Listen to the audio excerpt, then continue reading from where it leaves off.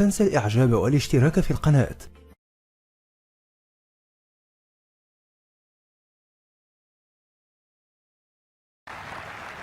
May we have the next question from the gent side in the rear?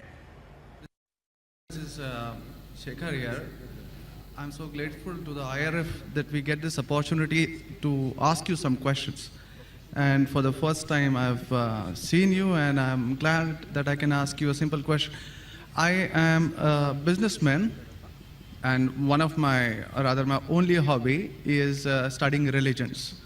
So one of them, obviously, being the Quran. So my question is fairly simple. Like, I really liked what you spoke about Aisha. That was a very wonderful thing that you said. So my question is fairly simple. I'll make it very small. But I really hope that I have the opportunity to cross-question you after you answer me on your answer. Thank you.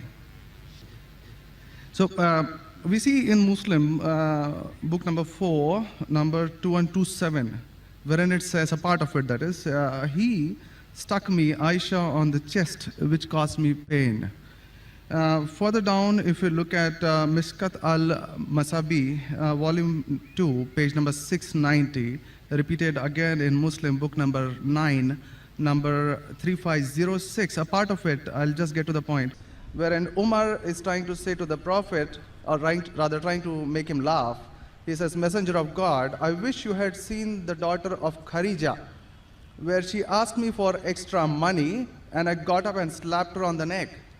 God's messenger laughed and said, they are around me, as you see, asking for extra money. Abu Bakr then got up, went to Aisha and slapped her on the neck, and Umar did the same to Hafsa. Now we see something of a pattern coming in.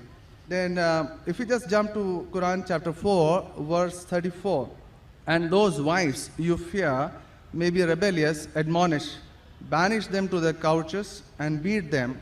Now, as I understand from your talk, that there is equal punishment for both man and woman. I'm not contending whether they should be beaten or not. My point is, what is the right of the woman if the man is wrong?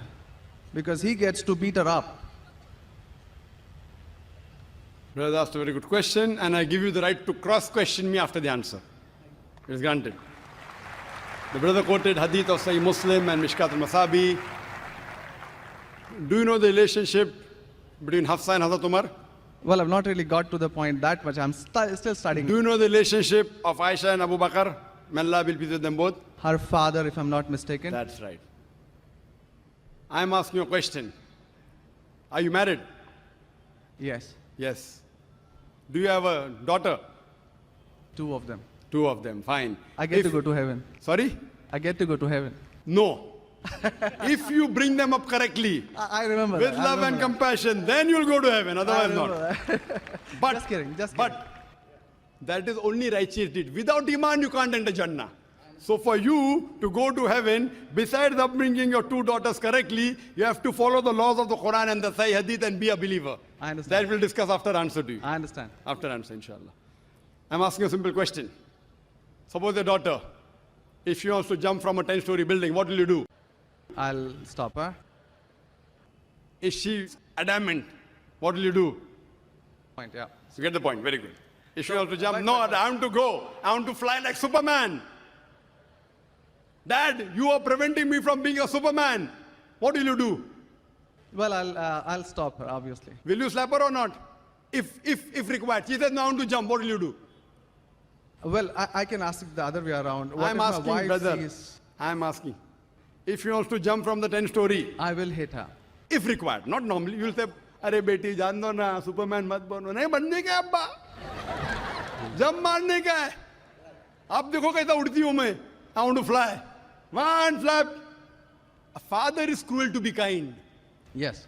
Now, our beloved Prophet Muhammad said, anyone who does not love Allah and His Messenger more than his own life, he is not a Muslim. Anyone who does not love Allah and His Messenger more than his own life, he is not a Muslim. So there are many occasions what happened that sometimes they were disrespectful to the husband. Not a normal husband, Prophet Muhammad. There were many occasions, not one occasion. There are many occasions, Hazrat Umar, may Allah be pleased with him, and Hazrat Abu Bakr, may Allah be pleased with him. When they came to know that one of the wives has caused pain to the Prophet, they were the father-in-law of the Prophet. But they loved the Prophet not only more than their daughter, they loved the Prophet more than their own life. There are many occasions. Which occasion you are referring to, I don't know.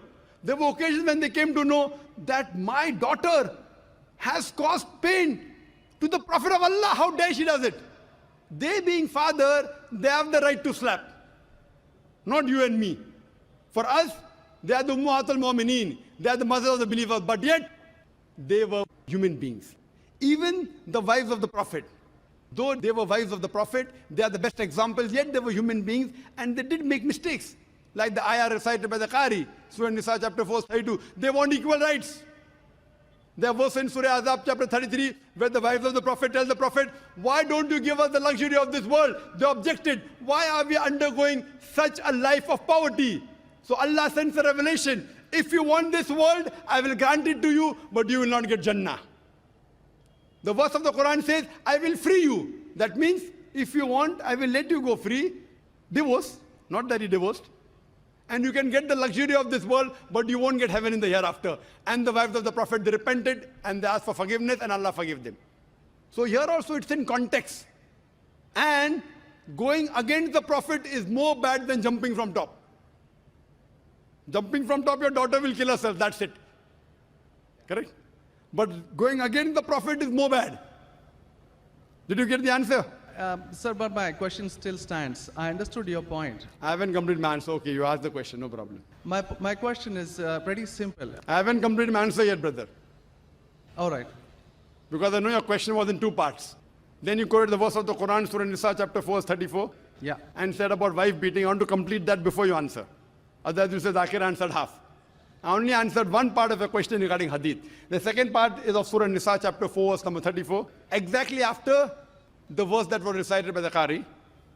After verse which says, الرجال قوامون على النساء, that the men are the protectors of the women. The verse says that if they're disobedient, then don't talk to her. After that, don't share the bed. Then the Arabic word is daraba, means beat her lightly. The Arabic word is beat her lightly, daraba. Ibn Abbas, may Allah be pleased with him, said, when you beat your wife, you should not beat on the face. Point number one. Point number two, when you beat your wife, there should be no mark left on her body. And he gave an example, beating with a miswak. Miswak is toothbrush. In modern way, I will say beating with a handkerchief. Handkerchief. Now, if you beat your wife with a handkerchief, it is symbolic. It is not wife bashing. Wife bashing is not allowed in Islam. Wife bashing means one shot on the face. Hit so hard so that the mark remains. She'll remember you for the next 1 week or 2 weeks. In Islam, wife bashing is prohibited. It is daraba, means beat her lightly. That means first you tell her she's wrong. You admonish her. Don't share the bed with her. Ultimatum. Last warning. Beat her lightly. Now, what I said, for any crime committed, the punishment is same. Punishment is same. Beating lightly is not a punishment, it is a warning. Can you do the opposite? Can the daughter hit the father? What if your daughter slaps you? Will you like it? No. Why? Equality. Let me complete my answer. You talk about equality. If your daughter slaps you, will you like it? No. No. There may be occasion when you get lunatic, when you become very old, and if you want to jump and then she slaps you, I will agree with her, correct? Though you said, no, I'm agreeing you. I understand. I'm helping you.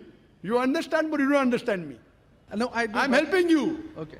If you grow up and you become a lunatic, you become senile, you want to jump from the 10th story, your daughter says, Abba, mat karo, don't do, father. She may have to slap you. She's doing in good faith. Accept it.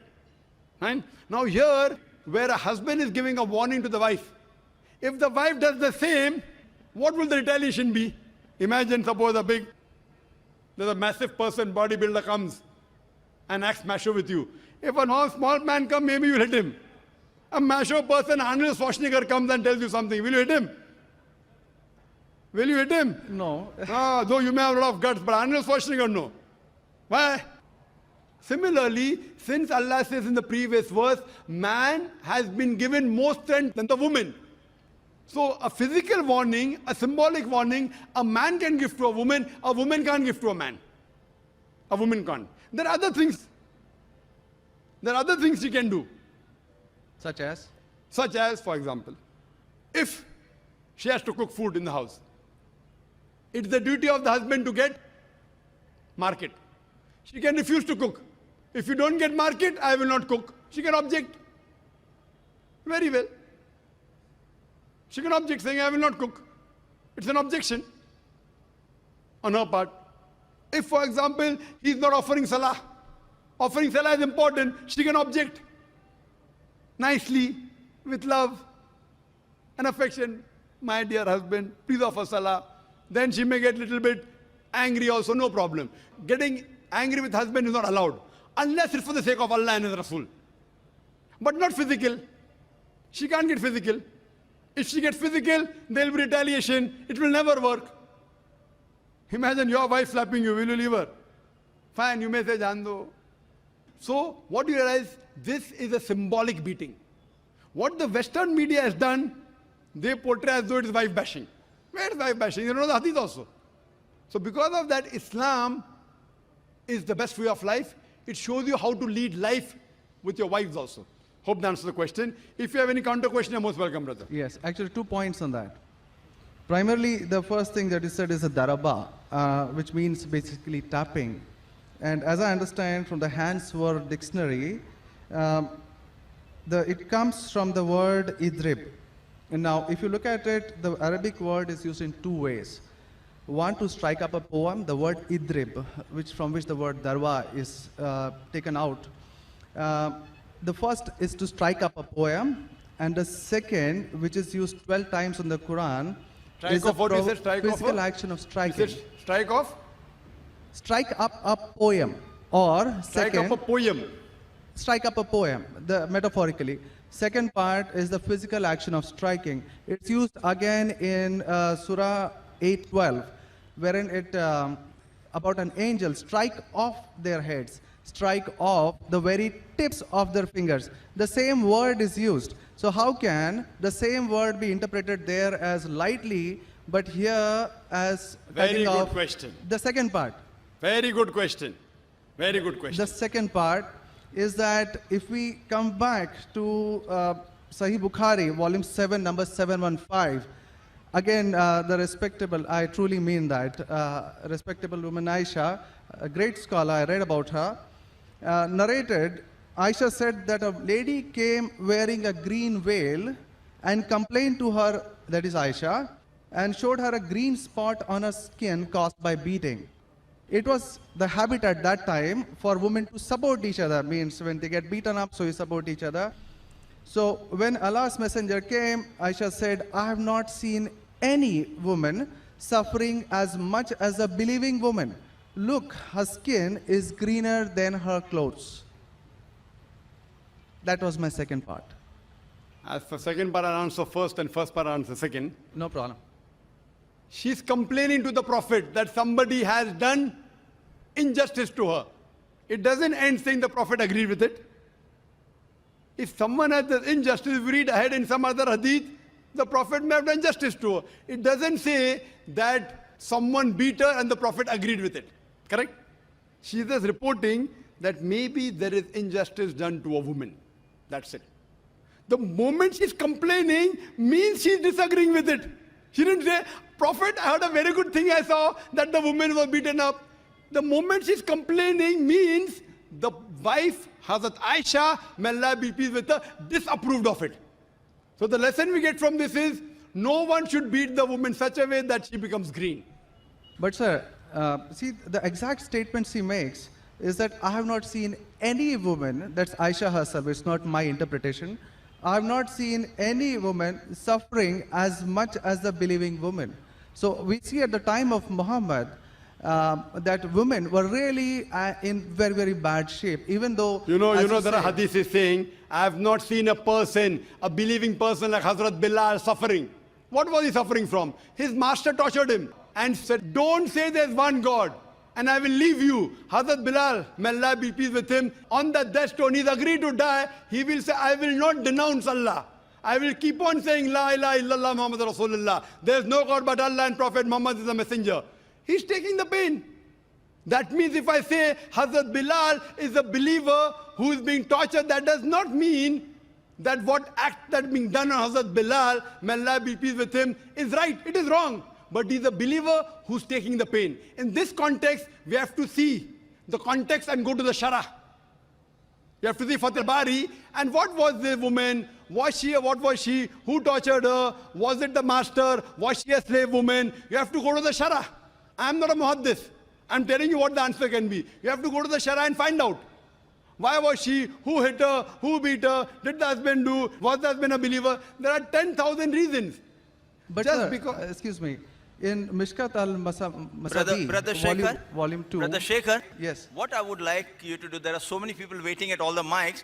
Precisely, concisely, I would like you to put your question in a few words and then close. Because you got such a big sheaf of papers, there are many people I see waiting with small slips just or one something. question. So we cannot allow this whole thing to go on. This is not a debate session. It's a question and Brother. answer session. I want you to put your question in the next 4 sentences. Let Dr. ذاكر answer so that all the many ladies standing there here also get a chance. We have exactly 1 hour, 12 minutes left. We have very occupied sorry 20 about minutes already. Brother, initially you asked 2 questions and answered. You said, I want a counter. What counter you gave? In the counter, you're asking 1 more question. I don't mind answering your 100 questions, but in this rule, 1 question at a time, go behind the queue, no problem. You asked 2 questions, give the answer. You said, I want a counter question. With the counter question, you're asking 1 more question. So, I'm very kind, I don't mind. I would love. After finishing, you can come in the cabin. And inshallah, I will answer all your questions. I want to ask you, after I answer your question, what will you do? Will you believe in the religion Hazrat Aisha believed? Yes or no? I yet have to answer your counter question. Well, it's not just this one point. There are many, many more. I'll answer inshallah all. How many are there? 10, 20, 50, 100? How many? Well, we can sit on that. How many approximately? Well, there are many more. I have not How really many? counted them. 10, 20, 100, 1,000, 10,000? How many do you have now in your mind? Well, I do have. How many? 10, 20, 30? How many? Yeah, probably quite a few. Maybe, Quite a few is how much? 5 or 10? Approximately. I don't know, maybe 100 questions. 100 questions you have? Brother, after this session is over, we sit together. Okay? Write down all the 100 questions. Inshallah. Inshallah. I will try and answer everyone. Okay? I request you, we'll spend the full night together. I don't mind, because you are a seeker of truth. And I am also a seeker of truth, and my job is to try and clarify the truth. Not that I'm a scholar. I will try and answer all your 100 questions. But I doubt whether you will be able to write 100 questions. I doubt. Coming to your main counter question, brother. That will be basically counter question. Counter question of yours is that daraba has got 2 meanings. One is strike off the head. You ask me then, how do you come to know which is correct? Correct? Exactly. In the counter question, don't ask 1 more question. That means you're breaking the rule. Sir, I'm just refuting what you said. Not refuting. See, you asked a counter question.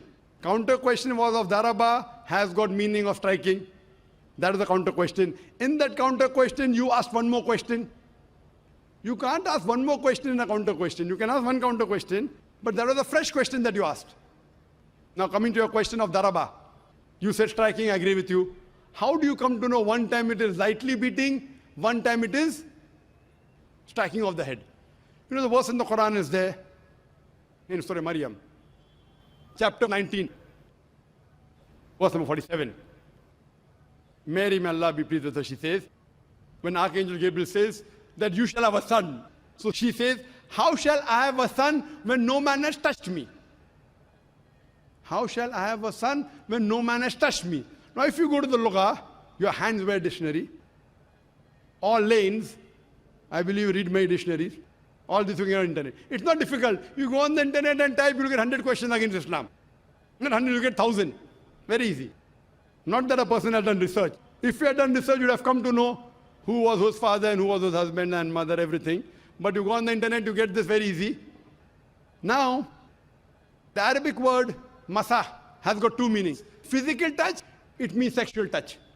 So when Mary, may Allah be pleased with her, she says, how shall I have a son when no man has touched me?